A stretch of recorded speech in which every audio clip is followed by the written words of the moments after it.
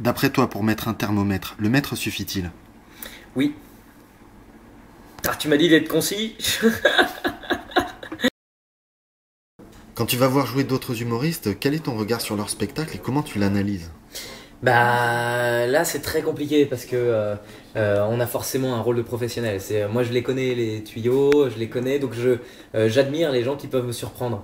Je suis un grand fan de Ben par exemple. Je me marre, je suis bon public à la base, hein. C'est-à-dire que je peux rire en voyant un collègue parce que je sais ce que c'est que le travail, je sais ce que c'est que le truc, je sais même si je vois par où ils nous ont emporté, je vais dire tiens c'est quand même c'est sympa. Je suis capable de voir quand c'est du bon boulot et j'aime vraiment me marrer quoi. Je suis pas le genre de mec, c'est les bras croisés au fond de la salle, qui rigole pas et qui regarde l'autre humoriste en disant que c'est de la concurrence. Moi, j'estime que de toute façon, le mec part d'un bon sentiment qui est celui de nous faire marrer. Et je me permets pas, en tant qu'humoriste qui a le même sentiment que ça, de juger le type. Donc j'essaye d'avoir un œil nouveau, un œil frais, un œil positif et puis il n'y a rien de tel, tous les humoristes vous le diront, c'est vrai que quand tu sens que la salle est avec toi et que le type il a envie d'être vraiment et bah t'es meilleur quoi. Et moi c'est pareil, quand je vois les collègues, j'ai cette dynamique là aussi de les pousser à fond, de me dire que l'énergie que je balance dans la salle elle est positive et que le mec il va s'éclater et que je vais en voir le maximum de ce qu'il peut me proposer. Parce que parfois il y a des types qui vont être bourrés de talent et qui vont juste pas savoir comment l'exploiter parce qu'ils vont pas être libres, parce qu'ils vont être un peu coincés, ils vont avoir peur du jugement. Il faut oublier qu'on se fait juger et moi j'essaye quand je vais dans la salle d'oublier que je suis là aussi pour juger. C'est primordial parce que ça veut dire que j'ai un œil neuf. Ça veut dire que quand je regarde une bonne vanne, je me dis putain c'est vachement intéressant. Et du coup moi je peux me servir de ça. Je me parle servir pas de la vanne, hein. Je suis pas un voleur, au contraire, je supporte pas les voleurs de vanne. Mais par contre, admirer une rythmique, voir l'angle par lequel le mec attaque. Je pense notamment au Comte de Boudherbala qui me fait mourir de rire. On était ensemble à Montréal cette année. Il me fait vraiment marrer. Pourtant, tous ces tuyaux, je les vois. Mais putain, il les vend super bien. Et donc on a toujours quelque chose à apprendre d'un collègue et il faut pas hésiter à le regarder d'un œil positif et nouveau quoi. Verino, quand tu apportes des modifications à ton spectacle, ça dépend de quoi et tu le vis comment? Eh ben ça dépend de plein de trucs, hein. Ça dépend de ce que j'ai pu vivre dans la journée. Je pense à un soir notamment où j'ai bu un petit coup avec des copines que j'avais pas eu depuis un bout de temps et qui me racontaient qu'elles voulaient faire l'entrée de leur appartement en taupe. C'est la couleur quoi, bien entendu. Donc moi je suis juste parti sur un délire avec le fait que tu mettes des taupes au mur. Et bah ça a donné le soir même un bout de mon sketch sur Zara, qu'on peut aller voir sur Dailymotion d'ailleurs, il est pas sur YouTube je crois, mais sur Dailymotion, vous tapez Verino Zara, vous tombez sur le sketch. Et bah ça vient en direct du truc. Je suis arrivé au théâtre, j'ai gratté ça rapidement, je l'ai essayé, ça a fonctionné, je l'ai gardé. Et bah c'est comme ça que ça se passe. Soit c'est vraiment un vrai moment d'écriture, je m'assois à mon bureau, je cherche un nouveau sujet, j'écris, je teste ce soir même, je retravaille, je repars. Soit c'est une fulgurance, un petit coup, une petite idée de pouf, tiens, ça ce serait sympa, je le recale et je le mets. Et comme mes textes évoluent beaucoup, ils s'enrichissent beaucoup en fonction de ce que je vis, de ce que les gens m'apportent aussi, parce que des fois, t'es en train de jouer. Sur scène, tu sens bien que là, putain, t'as 4-5 vannes d'affilée, le public rigole, rigole, rigole, et merde, il me faut la sixième qui va faire exploser et qui va créer l'applaudissement. Bah celle-ci, parfois, tu la trouves en improvisation.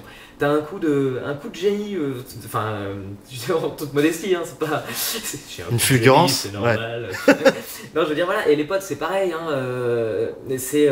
bah voilà, t'as cet instant de machin, tu repenses à une vanne que t'avais au début du spectacle qui, du coup, revient finir ta mini-histoire et boum, ça explose, et bah là, ces soirs-là, c'est des trucs super quoi. Tu vis, tu le testes en direct parce que c'est de l'impro et le soir même tu peux le noter quelque part parce que voilà, ça va être un truc qui va marcher quoi. Donc différents biais pour enrichir le spectacle. Les spectateurs, les gens normaux que je connais, mes potes avec qui je discute, et puis mes envies à moi, mes envies de créer. Je pense que de la Fnac par exemple qui est uniquement une question de travail. Je me suis juste dit tiens alors ça c'est quand même intéressant. La Fnac c'est un truc. Moi j'y vais souvent pour m'acheter mes bouquins de science-fiction justement et à chaque fois je vis un truc et je me dis ça je suis pas le seul à le vivre, il faut que j'en parle. Et donc ça a mis du temps, hein. Il a mis du temps à devenir drôle celui-là et aujourd'hui c'est quasiment le meilleur spectacle, le meilleur sketch de mon spectacle. Et ça a mis du temps, c'est que tu cherches, tiens alors est-ce que ça les gens le vivent aussi? Est-ce que c'est intéressant à raconter? Est-ce que les gens vont accrocher ou pas? Donc faut trouver les axes, j'ai mis un petit peu plus de temps sur ce sketch là, mais au final je suis très content du travail. Et comment tu vas choisir la partie que tu vas abandonner pour la remplacer par la nouvelle? Ah bah là, c'est pas compliqué, hein, c'est quand les gens rient. Les gens rient, tu la gardes, les gens rient pas, tu l'enlèves. Ça fait mal au cœur, hein. Des fois, t'as des vraies envies de te dire, ouais, mais ça, c'est un vrai truc, j'ai envie d'en parler. Non. Faut surtout avoir la modestie de te dire, si ça n'intéresse pas les gens, j'enlève. C'est vraiment obligatoire. On fait du one-man show. Il faut se dire que si t'enlèves une partie qui n'est pas hilarante, pour la remettre, pour la remplacer par une partie qui, elle, est hilarante, il faut savoir qu'à la base, ce que tu défends, tu le défendras quoi qu'il arrive. Même, je sais pas comment dire, ça c'est un peu curieux, mais il y a des tas d'humoristes qui me disaient au début, quand j'ai démarré, ouais, mais moi, mes sketchs, je peux pas parler de ça parce que ça me, voilà, je peux pas, c'est trop populaire, c'est trop tout ça. Je vais prendre des sujets très, voilà, ça a jamais été traité. On est d'accord, peut-être que ça a jamais été traité, c'est génial. Mais d'un autre côté, ça a jamais été traité parce que ça n'est pas drôle. Et ces moments-là, il faut les enlever. Parce que si tu veux chercher, si t'as ton ambition, t'as ton ambition, hein, imagine, bon, je pars sur le sujet qui a jamais été traité, d'accord, moi j'ai un sketch sur les soreuses à salade, j'y tenais parce que les soreuses et le plaisir qu'on a à vider l'eau, il a jamais été traité. J'ai mis du temps à le trouver, j'ai vraiment cherché, travaillé, creusé, et je suis tombé sur ce sketch-là qui me correspond parfaitement. Mais pour autant, j'ai pas fait un sketch sur, je sais pas, sur les machines à coudre, parce que là, pour le coup, ça a jamais été traité non plus, mais ça intéresse qui? Il faut réussir à partir de tes engagements profonds, de tes envies profondes, et à les rendre drôles. Si ça n'est pas drôle, ça sert à rien, parce qu'il y a juste le sous-texte. Et le sous-texte, tu peux l'avoir aussi en étant drôle. Donc il faut obligatoirement se faire mal, et quand ça n'est pas drôle, faut virer. Donc en fait, si je comprends bien ce que tu dis, il faudrait surtout pas chercher à correspondre à une image, mais plutôt laisser notre identité humoristique nous découvrir en fait. Exactement, il faut trouver son clown. Il faut correspondre à une image, mais correspondre à ton image. Et ton image, tu la connais pas. Tu la découvres, voilà, moi, il y a des fois, tu es en soirée, tu as passé une super soirée avec tout le monde, puis il y a un pote qui vient te dire donc, tu as discuté avec machin, elle t'a trouvé un peu timide. Merde, tu sais ce qu'elle m'a trouvé timide, c'est qu'à ce moment-là, tu as eu telle réaction, tel truc.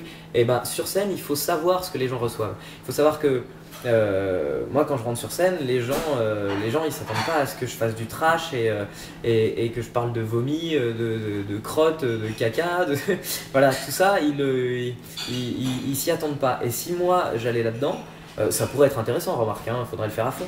T'as une virgule, scato, à un moment donné, quand même, non? Ouais, elle est très légère. Voilà. Elle est très légère. Tu survoles juste. Je la fais pas. Ouais. C'est un petit clin d'œil pour rappeler que non, mon spectacle n'est pas crado. N'allez pas croire ça. Ouais. Mais t'es libre. Le seul truc, c'est qu'il faut respecter ce que tu es.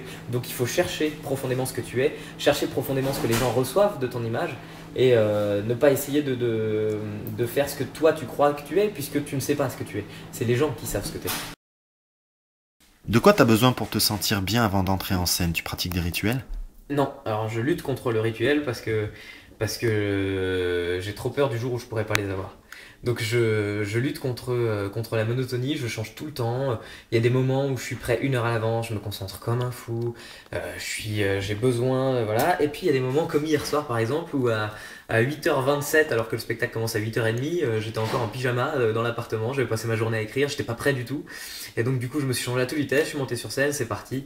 Et voilà. Mais ça dépend de l'état dans lequel t'es et j'essaye d'écouter sans arrêt l'état dans lequel je suis. Surtout ne pas mentir au public.